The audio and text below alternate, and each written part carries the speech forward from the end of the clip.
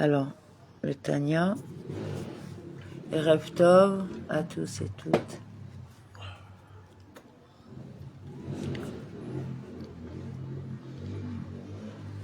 Fois, non? Alors, étude du jour. Pourquoi?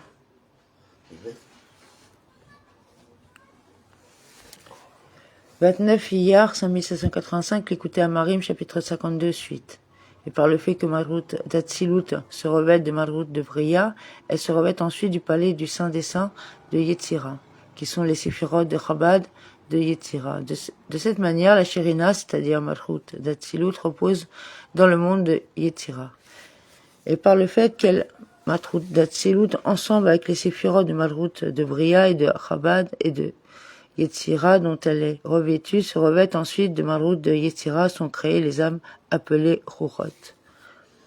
Car les trois niveaux d'âmes que sont Nefesh, Ruach et Neshama dérivent respectivement des mondes d'Atia, de Yetzira et de Bria. Ainsi, les Neshamot procèdent du niveau de Malrout de Bria et les Ruchot du niveau de Malrout de Yetzira, et les anges du monde de Yetzira. Aussi bien les âmes Ruchot que les anges de Yetzira sont créés à partir du niveau de Malrout de ce monde.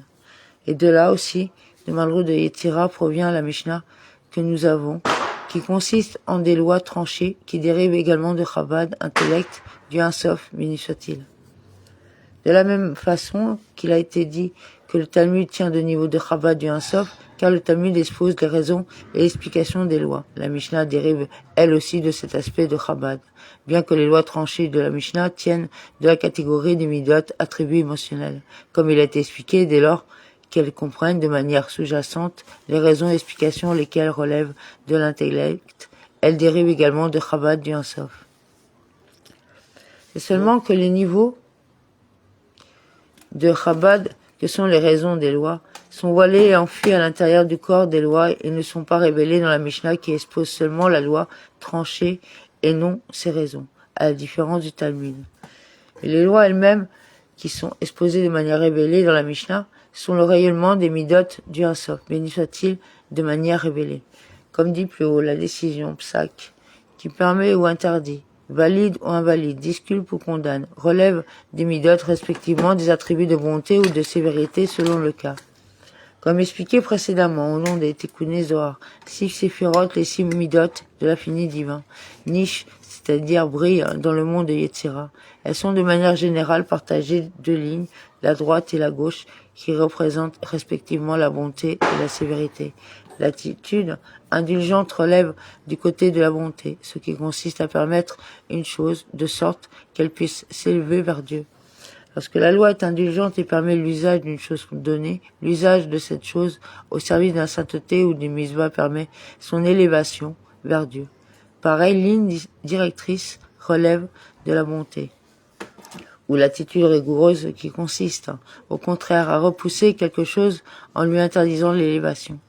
Ces deux traits, bonté et sévérité, représentent les deux lignes générales des midot du Un Sof, dont dérivent les lois de la Mishnah.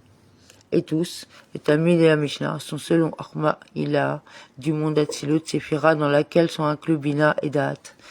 Et ils sont, le Talmud et la Mishnah, unis avec le Un Sof, béni soit-il, car à l'intérieur d'eux, tous sont revêtus les séphirotes de Chabad d'Atsilut, avec lesquels la lumière du Un Sof est unie en parfaite unité.